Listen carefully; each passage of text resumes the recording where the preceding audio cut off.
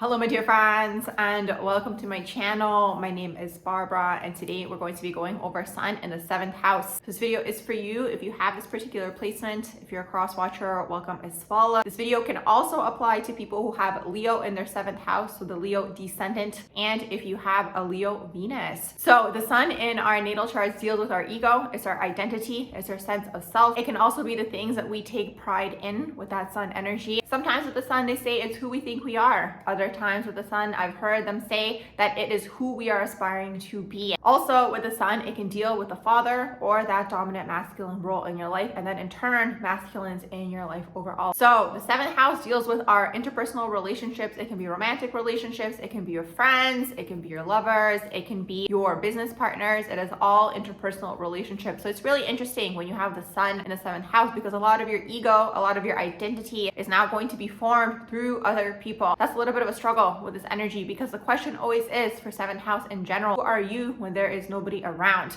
Because the thing is with the Sun, the energy here as well can be where we are seeking the praise in, the validation in, the recognition in. For you guys, you receive a lot of your validation or just like the praise or the applause from the people around you, from your community, from your friendships, from your lovers, from your partners, all of these individuals. So the thing is like when these people aren't around, you guys might go into a little bit of a crisis mode. You guys might not necessarily know who you are. With the Sun in the 7th house, you guys might struggle, let's say, with codependency as well, constantly seeking for the one or to be in a unit with another person. That's something that can take place for 7th house energy as well. When you're constantly seeking for that person, for the one, sometimes you guys might project this onto the wrong person, or you guys might project it onto a person who might take advantage of you guys or just be a little bit more of a darker individual. Unfortunately, this world is filled with opportunists. It's just the way that it is down here. We do have a plane of duality operating here. So sometimes when someone might see you guys are desperate to be in a relationship with them, or maybe you fear being alone, or you're codependent or something of the sort, they might start to control you and manipulate you through this. And it's like maybe you guys were bored or lonely, or you guys were just seeking for that unit. Maybe you guys actually thought that this was a person for you,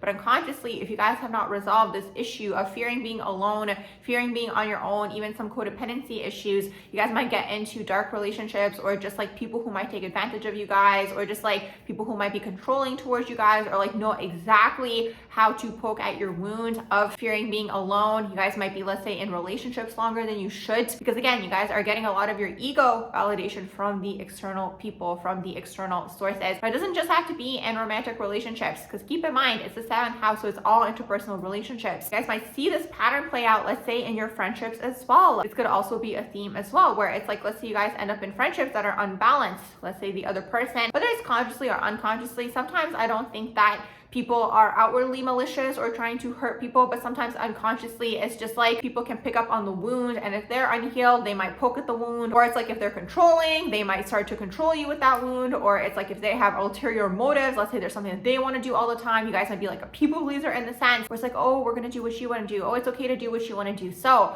for you guys in this lifetime, you guys can kind of look at the karma of the Sun in the 7th as really trying to figure out who you guys actually are. Who are you guys when nobody is around? So probably the best thing to do for this energy, I mean, obviously everyone has the free will to do what they want, but one of the best things that could help you guys in this scenario to kind of stop seeking for that constant validation outside of you guys and putting it on the wrong people and ending up in like these intense circumstances and situations, something that could be beneficial for you guys is to take some time to yourselves, to be on your own, learn your own energy. Who are you guys really when the crowd isn't there, when the people aren't there, when the applause isn't there? Because sometimes you guys might perform, let's say, for these people as well, because the Sun, which is that Leo energy, could be the performer, where it's like you guys are maybe performative in a way, or constantly entertaining people, or constantly feeling like you need to uplift all these people around you to keep you guys. And it's like, let's say you guys might kind of have that like question within, or maybe you guys aren't even thinking this, maybe unconsciously you guys might not know whether these people would be around still if you guys weren't constantly, let's say, performing for them or doing things for them and all of these types of things. So that's the whole thing here. It really does deal with the solar plexus chakra, this energy. The solar plexus is the identity, it's the ego, it's the self, it is who you guys are. And for you guys, the struggle overall is from young, probably you guys started creating your identity through all of these other people, these external sources, your friends, your lovers, and so on and so forth, that like you guys might get to a point where you guys don't actually know who you guys are. So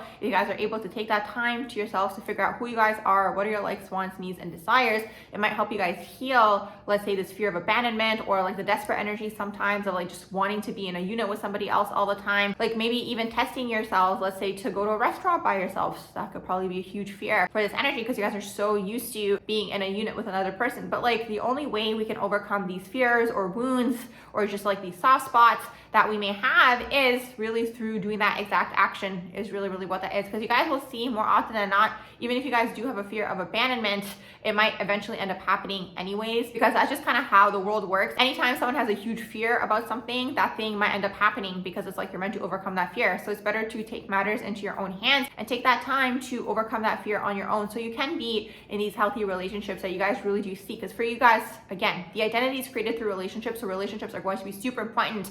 But in the divine version, this energy is going to be the party host. You guys are going to have a lot of friends. You guys are going to have a lot of connections. You guys are always going to be able to connect people with each other because you guys always know someone for something. Let's say it's a hairdresser, let's say it's a mechanic, let's say it is a marketing type of person, like whoever it is. Honestly, it could literally be anybody. Someone comes up to you guys and they're going to be like, hey, do you know a person for this? You're going to be like, yes, I know this person, I know that person. So it's this, the divine version of this energy definitely is the party host. And just like maybe you guys might actually be interested in like planning events, event planning overall, wedding planning. It could be something to do with like networking events, like all of these wonderful things where you guys are gathering people together. That's probably going to be one of your fortes. Now, another thing that a lot of people don't talk about with the 7th house as well is that the 7th house can actually be very good at business. That's something that a lot of people don't speak on. So the 7th house is good at negotiation. So like, let's say you guys are in a partnership, or let's say you guys work with a team or something of that sort. You guys are probably going to be the ones that are going to be the ones negotiating, let's say the deals for the team or for the business overall, or in general making negotiations. You guys might find yourselves in these types of roles in general where you're negotiating something or mediating something. This could even go into like law as well, because that 7th house can deal with contracts as well. So you guys might find yourselves, let's say, dealing with like marriage law, for example, or even divorce law, for example. So it's this. Another thing the 7th house can also deal with is beauty and just things that are aesthetically pleasing. So you guys could be into this as well. Let's say you guys are into interior design or dressing up nice or looking nice, because it does deal with the ego once again. You guys could be once again craving that validation or just like the praise, or like you guys could just feel really good about yourselves when someone compliments you maybe on what you're wearing or like your outfit, or maybe even your home. Like let's say it's a very beautifully designed home as well. So anything with aesthetics, let's say it's even just like an aesthetic overall. Like let's say you guys post on social media and you guys have a very specific aesthetic. Like you guys have the eye for that with the sun in the 7th house. Obviously it depends on the rest of the natal chart and